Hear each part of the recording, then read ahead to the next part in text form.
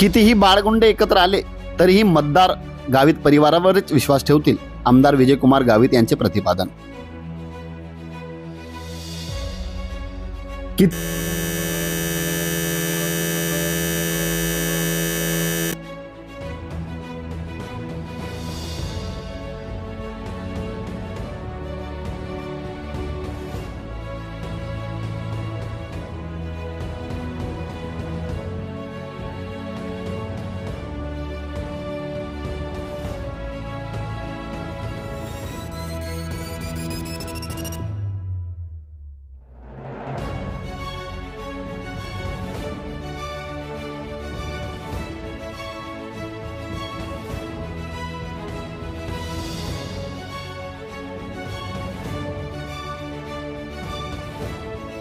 या जिल्ह्यामध्ये असे बांडगुळ एकत्र येत असतात आणि ते आज नाही वर्ष येत असतात।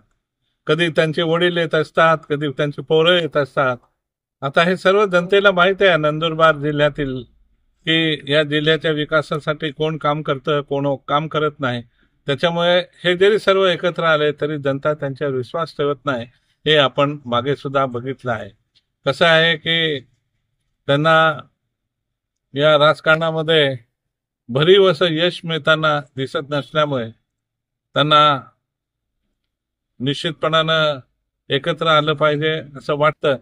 पण तुम्हाला हे सांगतो की जोपर्यंत निवडणुका येतील तोपर्यंत हे सर्व आलेले एक असे तुटातूट फाटाफूट होईल की तुम्हाला हे सर्व एकत्र दिसणार नाही।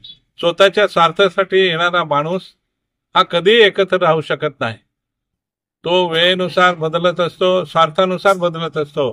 त्याच्यामुळे हे सर्व स्वार्थी माणसं जे एकमेकावर टीका करत होते, एकामेकावर भ्रष्टाचाराचे आरोप करत होते, एकामेकावर वेगवेगळ्या जमिनी घेतल्या म्हणून सांगत होते, तीच माणसं एकत्र आली आहेत। एकमेकावर आरोप करणारी माणसं आलेली आहे, स्वार्थासाठी आलेली आहे। त्याच्यामुळे निश्चितपणानं ते वेळोवेळी त्यांचा स्वार्थ बघितल्यानंतर त्यांच्यामध्ये सर्वांमध्ये ताटातूट होईल, हे निश्चितपणानं ठरलेलं आहे। नीतीने हे ठरवूनच दिलेलं आहे।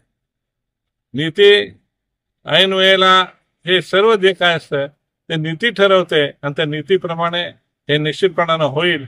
आणि या ठिकाणी जिल्हा परिषद असेल, नगरपालिका असेल, याच्यामध्ये भारतीय जनता पक्ष यशस्वीपणानं या ठिकाणी यश प्राप्त करेल असा विश्वास आम्हाला सर्वांना आहे। त्याच्यामुळे सर्व जनता आमच्या बरोबर आहे, वेगवेगळ्या पक्षातून येत आहेत।